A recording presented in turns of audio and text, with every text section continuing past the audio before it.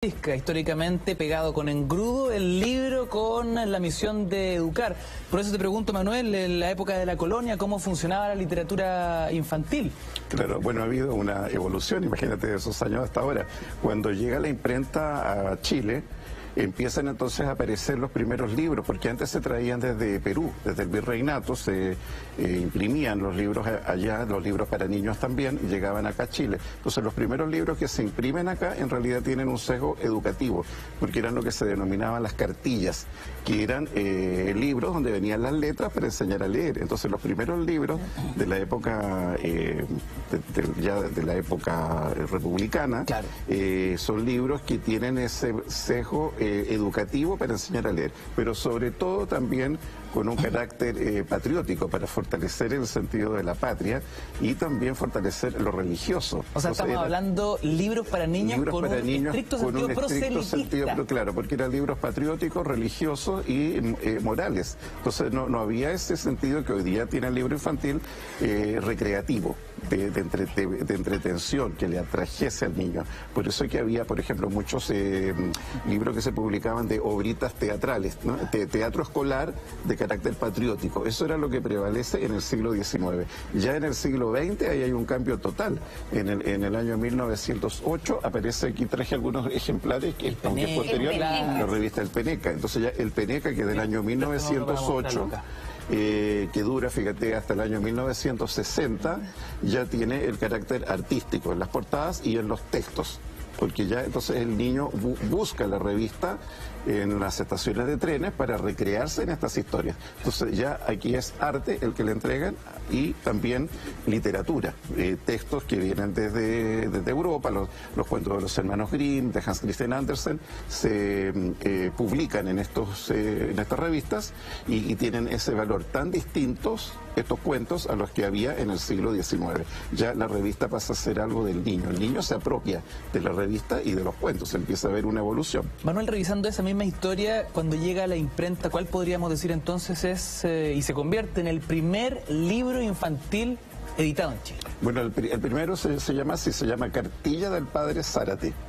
Así se llama. Entonces, claro, la cartilla del Padre Zárate. Entonces, claro, ese yo no me lo pierdo. Claro, no te lo pierdes, claro, porque entonces es un sacerdote que entonces escribe unos libros para enseñar el alfabeto. Y después vienen los catores, que así se llamaban, entonces pequeños textos con pequeñas oraciones para que el niño pudiera ejercitar la lectura. Entonces tiene siempre ese sesgo de educar y de enseñar a leer. Después ya se llamaron los silabarios, eran los libros de lectura. Entonces yo diría que la parte ya de recreación del libro infantil viene comienzo del siglo XX, con el aspecto estético de las ilustraciones y con las revistas que empiezan a aparecer. Y como hablábamos, el gran ícono es el gran ícono es el Peneca, y después el gran ícono es, que lo mencionó Esteban, es Coré, que es Mario Silva Ossa, claro, con estas ilustraciones más dramáticas, ¿no?, más interesantes, hechas en acuarela, y este ilustrador forma la sensibilidad estética de los niños de toda América Latina, porque esta revista no solamente circuló en Chile, circuló en toda Latinoamérica. Fíjate tú que Mario Vargas Llosa hace el recuerdo de la revista El Peneca, porque ahí leyó sus cuentos. Este fue el ilustrador de la revista del Silabario Hispanoamericano, con el que aprendieron a leer niños de muchas generaciones. Hasta el día de hoy se vende el Silabario Hispanoamericano. Esas ilustraciones son de Mario Silva Ossa Coré. Entonces él es un ícono, es un referente en la ilustración de libros infantiles. Y las temáticas del Peneca, ¿no? Cómo esa cosmovisión empieza a nutrir a niños en cuanto a aventuras. Claro, forman la sensibilidad literaria de los niños de toda Latinoamérica, porque entonces se traducen los cuentos de los hermanos Grimm, como te digo, los de Hans Christian Andersen, que se publican ahí. Se publican también cuentos chinos, cuentos serbios, o sea, también es una sensibilidad muy europeizante. Pero también comienzan a aparecer, como tú bien dices, las leyendas, los cuentos chilenos, que se publican aquí en la revista. Entonces le dan una base literaria a los niños chilenos y latinoamericanos, porque se sensibilizan hacia el continente latinoamericano con las historias que están aquí.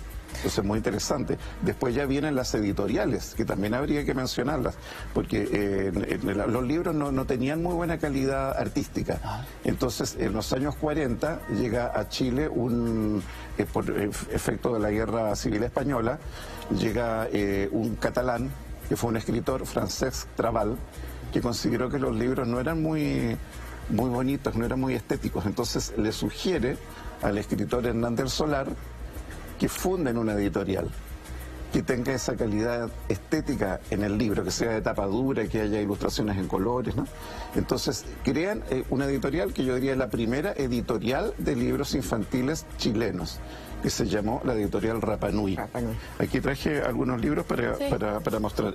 La característica de esta editorial es que entonces tienes tú aquí libros de tapa dura, y aquí entonces en estos libros aparecieron libros que hoy día son hitos de la literatura infantil latinoamericana. Por ejemplo, Cocorí es de Joaquín Gutiérrez, que después fue director de la editorial Quimantú, era de Costa Rica, y publica este libro que tiene entonces el premio Rapa Nui, que es del año 1947, con ilustraciones también de Coré. Este es un niño de la costa atlántica de Costa Rica. Y en esta editorial, porque no había autores que escribiesen libros para niños, a los autores les daba vergüenza escribir libros infantiles. ¿Por qué les daba vergüenza? Porque se consideraba que era un género menor. Entonces Hernán del Solar, que era el director, escribía todos los títulos. Entonces primero ponía Hernán del Solar, y en vista que ya habían mucho con su nombre, le empezó a poner Stephen Cleasolds, John Cameron, Ricardo Chevalier, y era el mismo, pero ponían los seudónimos. Entonces, de esa manera se empezaron a publicar esos libros, hasta que entonces crea un concurso, y entonces se presenta una autora, y aquí tenemos el libro que ganó este año, que es entonces el libro Papelucho, en la primera edición. Por eso es que este libro es tan interesante, este de acá, porque está ilustrado por Yola, que era hermana de Marcela Paz, y fue el libro entonces que ganó. Y aquí traje el libro en la edición original de Rapa Nui. Entonces tienes aquí por este lado, que está ilustrado, y también se ve por el otro, que es la parte de atrás de Papelucho. Entonces, esta es una edición... Es un lujito ese. Es un lujo, claro. Yo los he ido coleccionando casi todos. Entonces es interesante ver esas ediciones que son originales. Oye,